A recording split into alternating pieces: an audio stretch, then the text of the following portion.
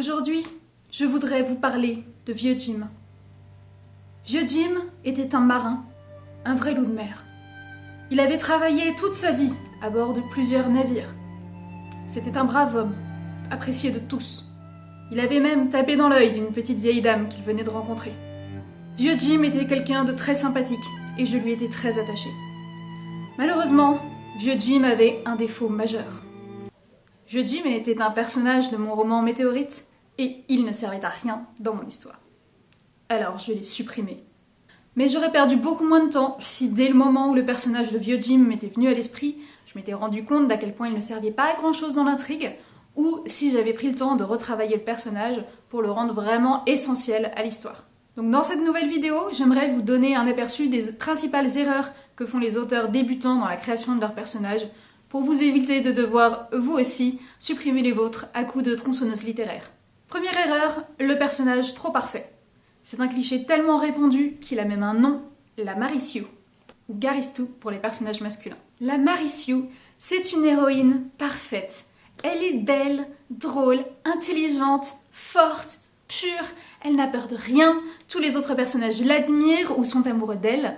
Elle a toujours raison, elle réussit absolument tout ce qu'elle tente, et elle maîtrise des pouvoirs surnaturels sans même avoir eu à s'entraîner. Et puis généralement, elle a les yeux violets avec des paillettes. J'ai eu des héroïnes qui étaient de Mary Sue, je suis sûre que vous aussi, on est tous passés par là, c'est pas grave. Mais en fait, ce dont on ne se rend pas compte quand on en écrit, c'est que pour les lecteurs, une Mary Sue, c'est insupportable. En fait, c'est les personnages parfaits, c'est pas intéressant. Ils limitent beaucoup trop l'investissement émotionnel que le lecteur va avoir pour eux. Si on sait d'avance qu'ils vont tout réussir, à quel moment est-ce qu'on s'inquiète? À quel moment on se demande si ça va marcher pour eux? Il n'y a aucun suspense. Et puis s'ils sont tellement parfaits, tellement meilleurs que tout le monde, c'est beaucoup trop difficile de s'identifier à eux, d'éprouver de l'empathie, tout ce qui va permettre au lecteur de s'attacher à un personnage. C'est beaucoup plus facile de s'attacher à un personnage imparfait, vulnérable, qui va rencontrer des difficultés. Parce que le lecteur va forcément compatir à ses problèmes et ressentir une envie de l'aider, comme un pauvre petit chaton abandonné sous la pluie. Deuxième écueil, c'est le personnage qui a trop de défauts. Je peux avoir l'air de contredire ce que je viens d'expliquer, mais ne forcez pas trop le trait non plus. Ce trait, on va le retrouver soit chez des antagonistes cruels, bêtes, méchants et difformes, soit chez des protagonistes qui sont un peu nuls en rien, qui sont tellement monsieur tout le monde qu'en fait ils n'ont aucun intérêt. Un personnage qui n'a que des défauts va avoir beaucoup de mal à attirer la sympathie de vos lecteurs. Déjà, un antagoniste, c'est un personnage qui doit être aussi le héros de sa propre histoire. Ça veut dire que lui-même ne se perçoit pas comme un méchant. Il a ses propres objectifs, il agit pour certaines raisons, il a ses motivations qui pour lui sont parfaitement justifiées. C'est un être humain comme les autres, sauf si vous écrivez de la science-fiction, auquel cas c'est un alien comme les autres.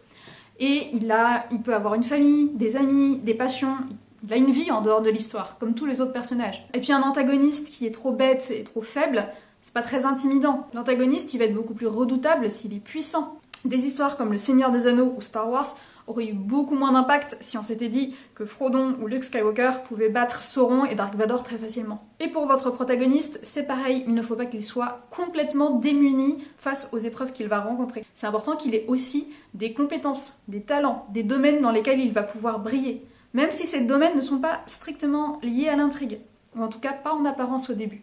Par exemple, dans le Hobbit, Bilbo, au début de l'histoire, n'a pas vraiment l'air taillé pour l'aventure, mais il est très doué aux énigmes, et c'est ça qui va l'aider face à Gollum pour récupérer l'anneau. Alors que, à l'inverse, un personnage qui serait complètement empoté et se contenterait tout le temps de laisser les autres le tirer d'affaire, ça laisserait probablement les lecteurs assez indifférents. Donc, faites attention à donner des compétences à votre protagoniste, surtout si on vous a déjà dit que les personnages secondaires avaient l'air beaucoup plus cool, plus attachants que lui. Troisième problème, le personnage trop passif qui n'a pas d'objectif. Pour qu'un protagoniste soit réellement ça, un personnage qui fait avancer l'histoire, il faut qu'il ait un objectif, quelque chose à accomplir qui va l'occuper du début à la fin de l'histoire. Ça peut être de sauver le monde, de trouver l'amour, d'accomplir une quête, de sauver quelqu'un, de détruire l'anneau, de se venger, de s'échapper ou de renverser le Seigneur des Ténèbres. Si vous ne donnez pas un objectif clair à votre personnage, ce qui va se passer, c'est qu'il va se contenter de se laisser porter par les événements comme une petite feuille morte, et il va juste réagir à ce qui lui arrive sans espérer que les choses se terminent d'une façon ou d'une autre. Du coup, ça sera pas très intéressant à lire. Ça manquera beaucoup d'enjeux. Il faut que vous arriviez à poser dès le début de l'histoire une question. Est-ce que le personnage va réussir à atteindre son objectif?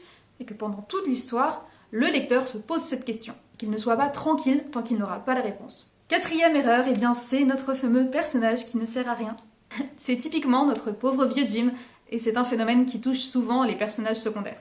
Ils sont là, et ils servent à rien.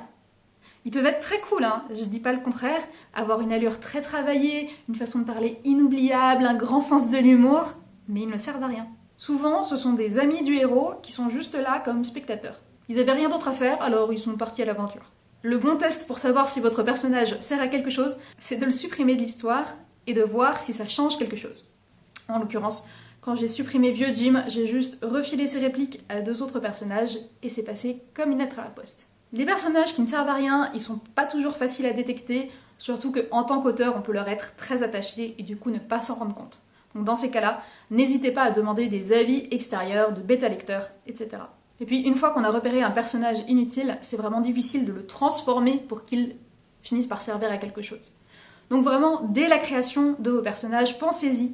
Demandez-vous quel rôle chacun des personnages va avoir dans l'intrigue. Qu'est-ce qu'il va apporter au héros? Est-ce qu'il va l'aider? Est-ce qu'il va au contraire lui poser des obstacles? À vous de voir, mais il faut qu'ils servent à quelque chose. Parce que les personnages, je suis désolée de vous le dire, mais ce sont des outils narratifs, c'est pas vos potes. Si le sujet de la création de personnages vous intéresse et si vous voulez creuser la question, eh bien sachez que justement aujourd'hui, mardi 19 octobre 2021, le jour où cette vidéo sort donc, je rouvre les portes de mon programme de formation Le Manoir littéraire, tome 1 de l'idée au plan détaillé, où je consacre tout un chapitre à la construction du réseau de personnages et à la définition de leur rôle.